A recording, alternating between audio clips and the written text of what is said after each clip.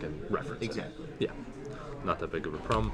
I will give you the big boy headphones. Oh, thanks. You're in a man of the hour here, and we have deck lists. I don't think I'm gonna wear them. You guys are live. All right, cool. Can you go tell them they can start and they'll have a 4-minute extension, or 3-minute extension? 3-minute extension. Yeah, I agree. I just saw your message. I agree. All right, so I'm gonna read. We made it work. Yes, we did. We made it work. We. Yeah. All right, so I'm gonna mute this. Yes. Pull this up. Yes.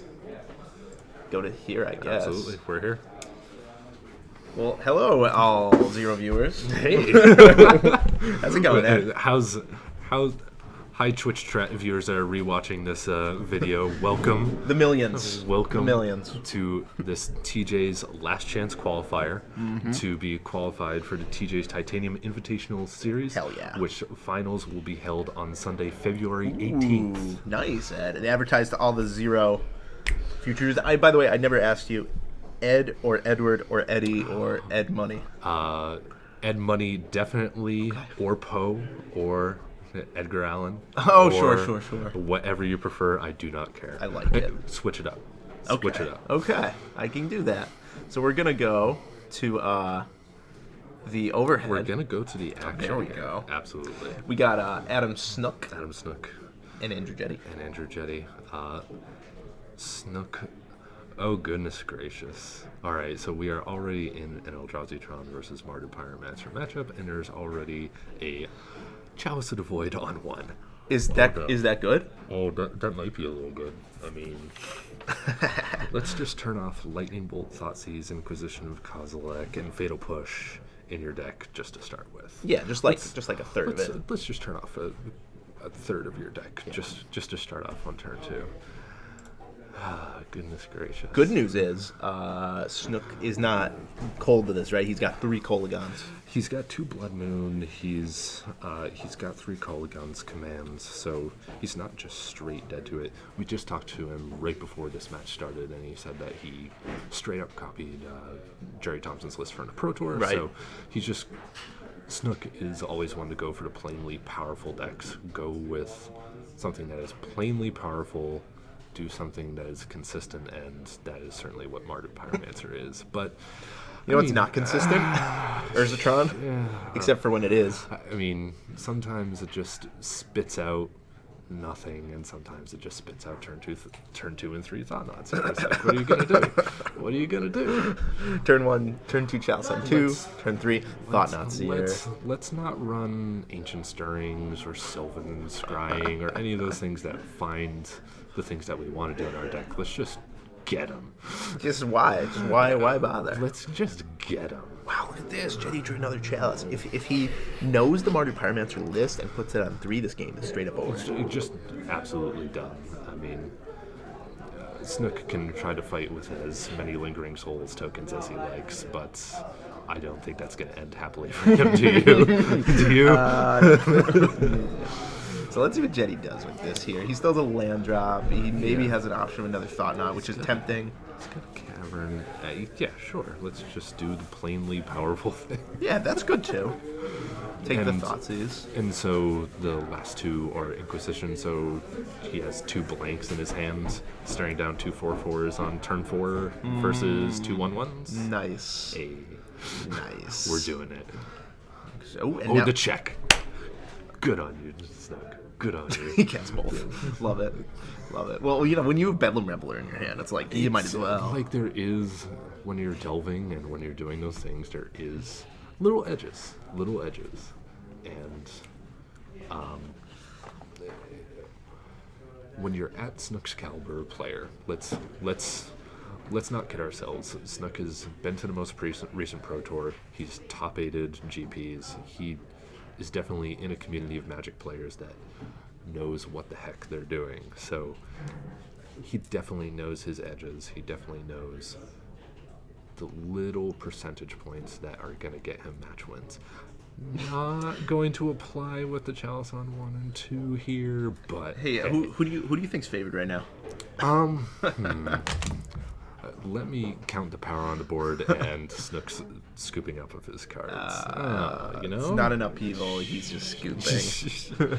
So let's go to the boards. What is? Oh my! Snook's got some Molten Rains. He's got a Ghost Quarter. He's got a Fulminator Mage. More Collective Brutalities worth bringing up in this matchup because I don't think so, right? I mean, what's the best mode? It's none of them. I was thinking Duress might be reasonable, but it is just a whole bunch of creatures. And Duress would be okay on the play, maybe, like if you're worried about Chalice. Sure. And then, in terms of what Jetty's got going on the other side of the battlefield, he's got Hangerback Walkers, he's got a Worm Coil Engine, he's got a Sky Sovereign Console Flagship, and he's got multiple Relic of Progeninuses. And if he's plainly knows what's going on in the matchup and knows that Snook's way to victory is through young Pyromancer tokens, then he's got 2 Ratchet Bomb and 2 Warping Whale for young PZ himself. Okay. So I do not think Snook could be more angry about his round one matchup. I think if he comes on over here a little salty after this Game 2 loss, it would probably be reasonable. No? Yeah, so I wanted to give a shout out to all of our viewers. We're like in single-digit viewers, which is all right. We are glad you're coming on down. Hell and yeah, saying man. Hello, say hi in the chat. We'll say hi back. This is our first ever stream from TJ Collectibles, right? That is actually up and going. We've been running the Titanium series for months now, like more than a year at this point, and we've finally won our battle with our internet provider to let us stream at this location. Right. It's the provider would not provide anything more powerful than DSL.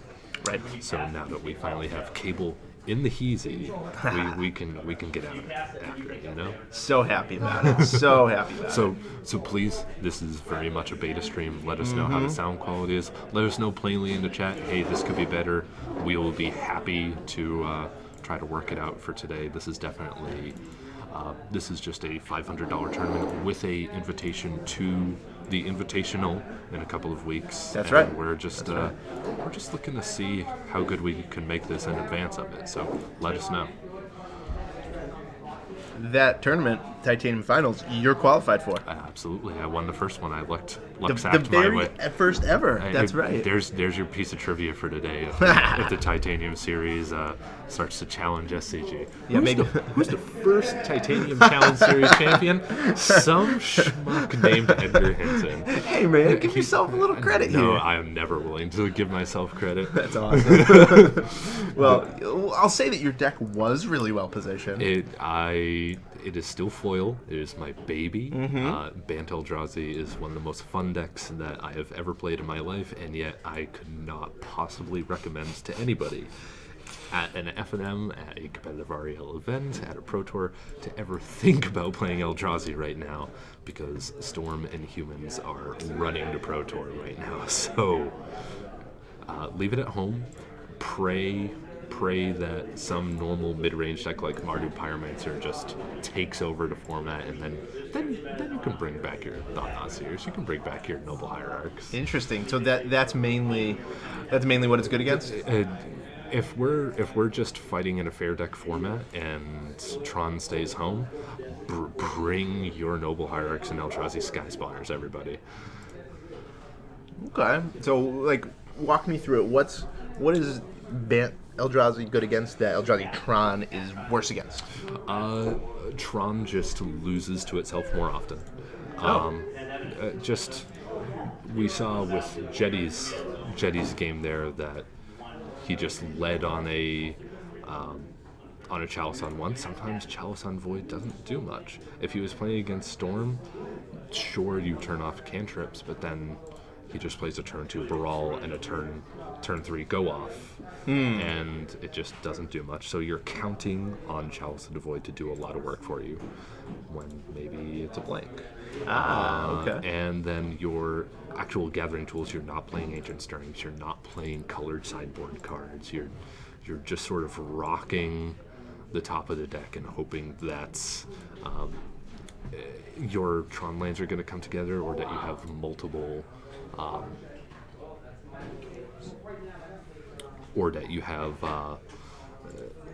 multiple Eldrazi temples. And if they don't line up like that, if you draw a hand with let's see here, if you draw a land that's Tower, Cavern of Souls, Seagate Wreckage, and a Ghost Quarter, you're literally just cursing at yourself for playing these stupid colorless lands.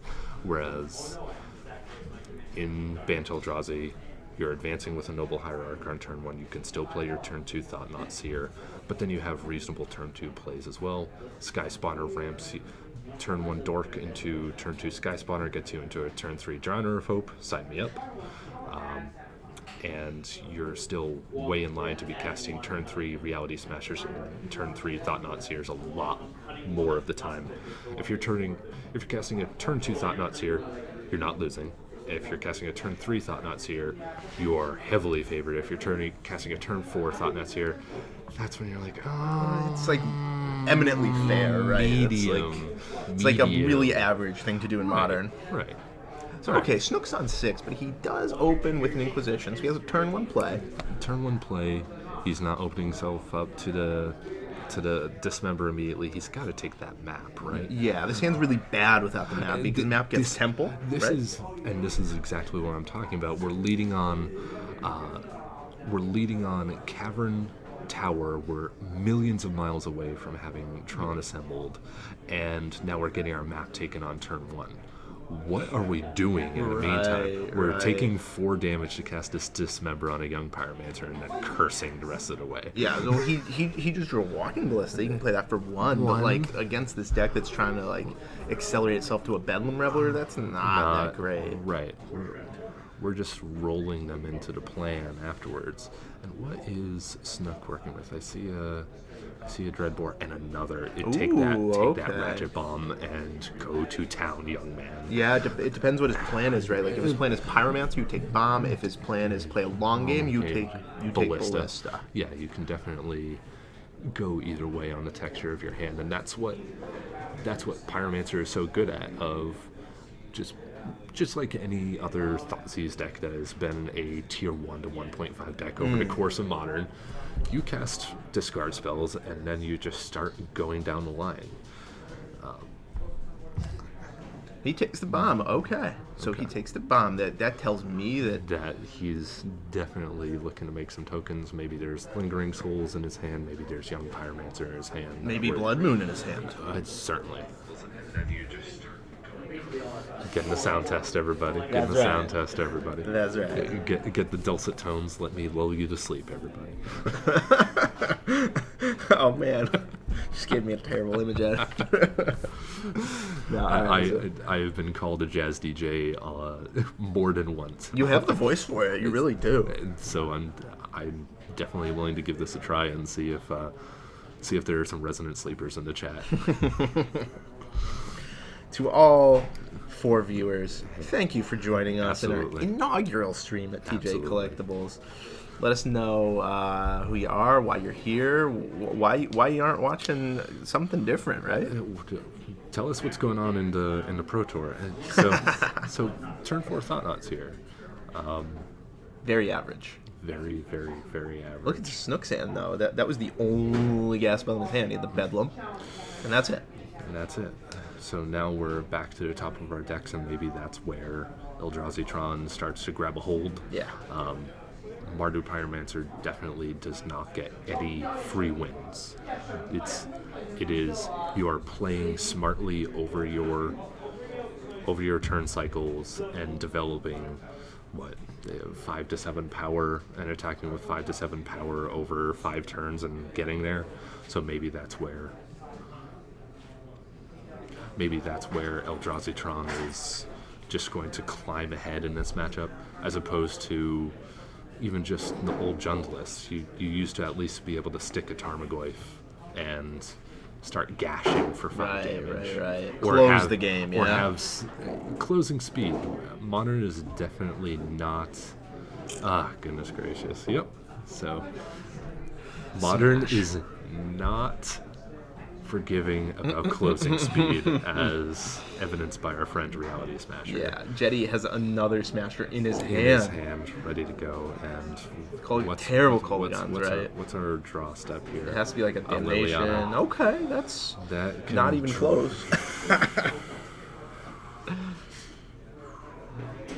So Snook, I'm sorry about the life totals, guys. Yeah. Like I said, it's our first stream, so we're still... We do not have a spotter just yet to tell us exactly what's going on. So 9 minus 3. I think Snooky's at 8 here. Gonna go with 8, plus or minus 2, right?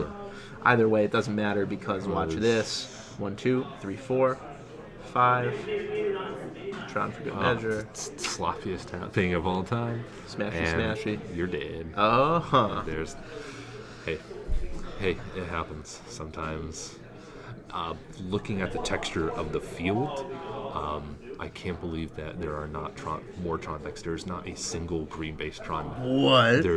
There's no Joe Horton in the house? There's no Joe Horton. There's no Nick Furno. There are none of the usual regulars on the green-based Tron lists. Wow. And they would have had a feast today. There are 3 Eldrazi and Taxes lists. There are 4 straight-up Jeskai lists. There are 4 Mardu Pyromancer lists. So literally about half the field are on these fair Thought-Not-Seer decks, and Tron would have just gone, nom nom nom nom nom nom nom.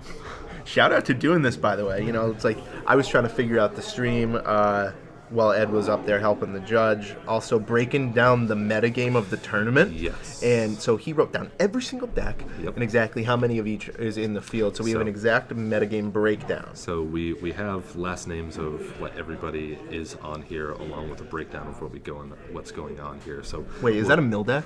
It is a mill deck. What? We have Thomas Arena on Esper Mill with some Mesmeric Orbs, a set adrift in the sideboard, just Fate Stitcher, untap each other over going over. for it. That's awesome. I'm actually somewhat surprised that we do have 2 4-color Saheeli lists field, and that's a deck that's been championed by Jeff Hoagland on his streams. He just calls it quote-unquote competitive, but it is definitely one of the most fun things that you could be doing in this format, where you cast a turn 3 Lotus Cobra and go off, or turn 1 Dork, turn 2 Lotus Cobra, fetch Renegade Rallier, get your fetch back, Renegade Rallier, cast. I like getting Ghost Quarter too. That one's good. Dirty. Yeah, you can combo off on turn 2 with that deck, so we do have the capability of seeing that on camera today. We have a Esper Polymorph deck, which you tell me has been around here. Yeah, you know, it's funny. The Esper Polymorph deck we featured last month, 2 months ago, in a challenge. You played against Chris Torlucas. YouTube TJ Collectibles, by the way. That's right. You can find it at the Titanium YouTube channel with my commentary. And it's funny because Chris comes up after round 1. He goes, "Hey, do you remember when you featured me last month?" I said, "Yeah." He goes, "Well, I played against the same guy round 1." It just bringing it all together. So if we go from top to bottom, we have 34 competitors today. Is that? I think that's about right? 34, 35, something 34, like that. 35 competitors. So we have 5 competitors on a form of Jeskai control. One is a straight Jeskai Geist list, which I definitely like for to mirror against all of those. And I like it when no one is playing Tron. We have how many? We have 1 Eldrazi. That is the 1 Eldrazi Tron player in the field. Wow, that was like 6 months ago, right? Eldrazi Tron was overwhelmingly the most popular deck. Now I think everybody did finally get sick of the inconsistency within the deck. It is plainly powerful. I don't think it's any... Storm probably crushes it, but is it any better or worse positioned within the format? I still think it's just plainly powerful, but are you willing to bring a deck that, over the course of a tournament where you need to win 8 rounds, that one of those rounds it might just literally take a dump on you and just not allow you to play actual Magic. Yeah, but it's like this thing I talk about sometimes. It's like the illusion of having control in Magic. Correct. Like you don't have control when you play Jeskai don't. because you might get paired against Tron. That's the control you don't have. Right. And so it's just the form of control that you have to be willing to give up. And Eldrazi Tron does it to itself. Affinity does it in the form of what sideboard hate did people bring. Jeskai does it in maybe it just did not bring the right texture of counter spells for the tournament that you're at. Ponza does it to itself. Like you choose your poisons in Modern, and you have to be very, very clearly all right with. You just run into the wrong texture of things. Zach Hall is running after a set of keys, and that is perfectly fine with our tournament organizer, Tom Shea. So thanks for hosting the tournament and this fantastic series that I somehow ran away with the first challenge with. But yes, there is always some form.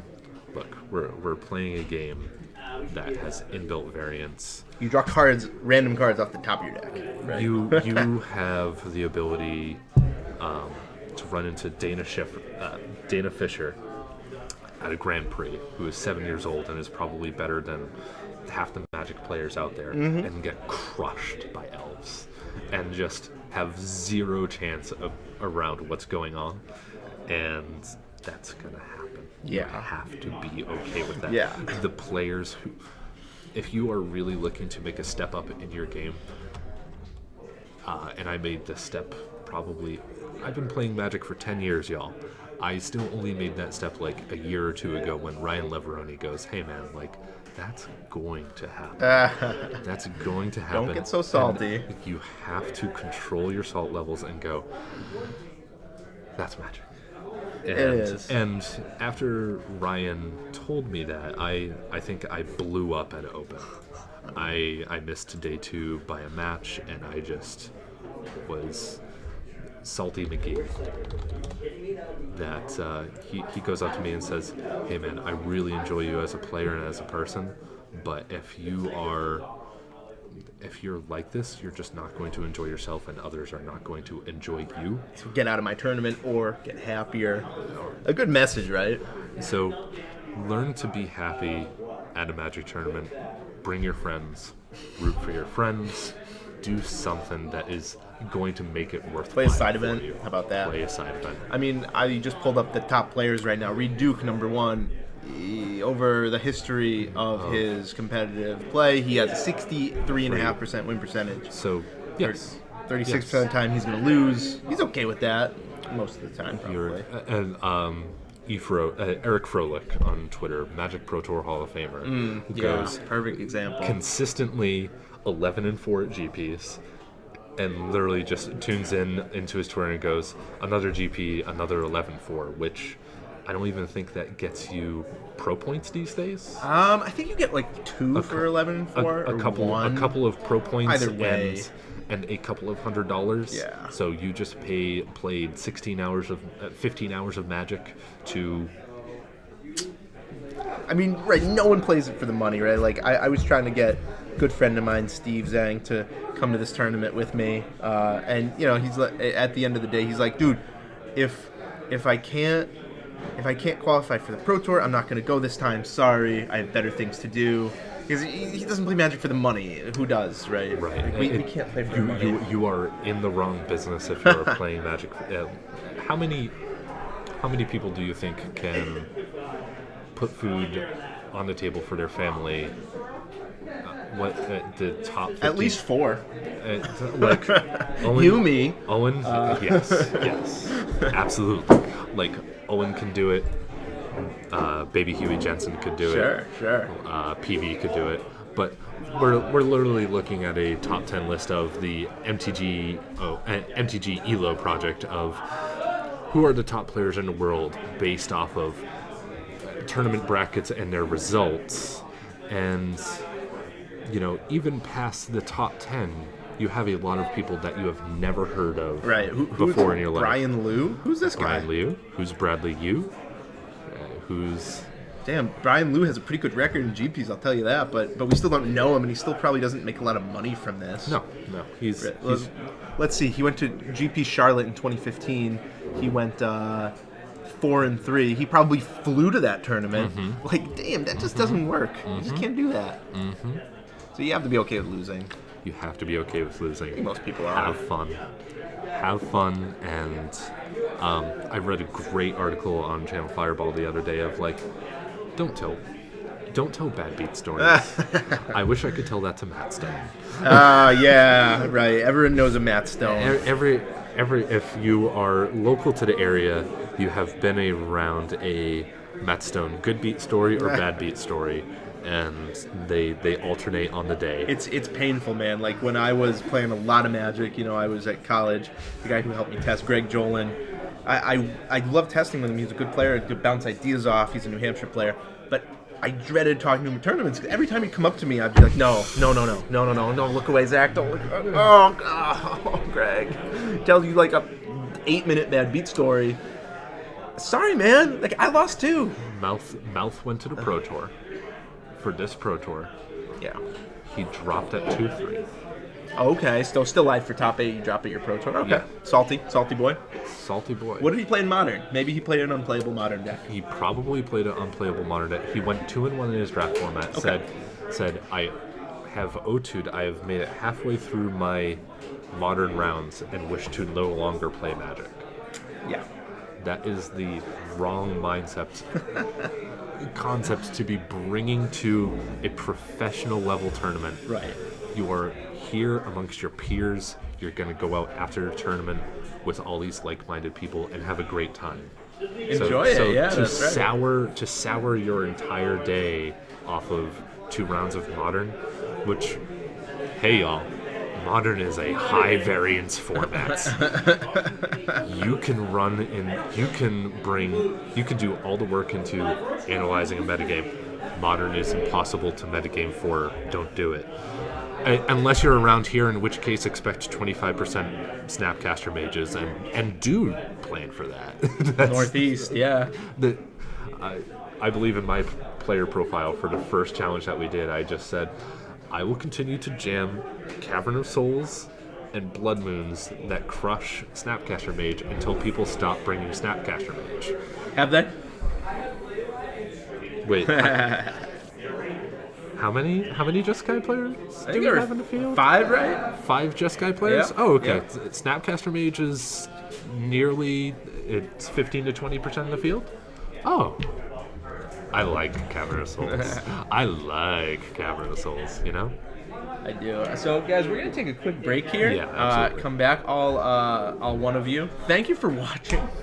We're still improving. Like I said, this is our first stream ever from TJ, so we're going to work out kinks, going to change the lighting. I'm going to go give Nico a punch in the arm, all the things you got to do. Get each other hyped up. I will monitor the chat, and there we go. If you wish to ask any questions about the tournament series or just have comments in general, I will be in there and answering questions. So feel free to pipe in, and thank you for watching. We hope you stick around for the rest of the day and don't watch the pro. Have us on the secondary monitor. Right. Pump our numbers, guys. Pro Tour, TJ Collectibles. Pro Tour, TJ Collectibles. Thank you very much.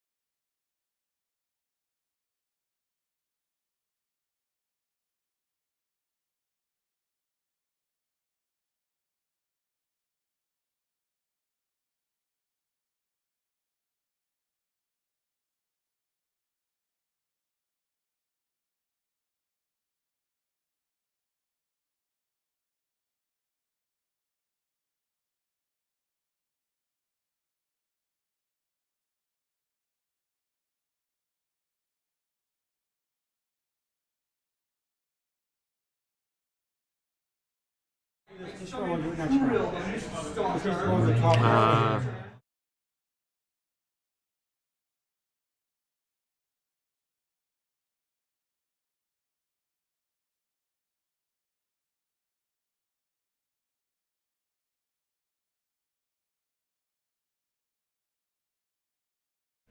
Hey everyone, welcome to the TJ's Titanium Series Round 3 of the Last Chance Qualifier for the TJ's Titanium Invitational.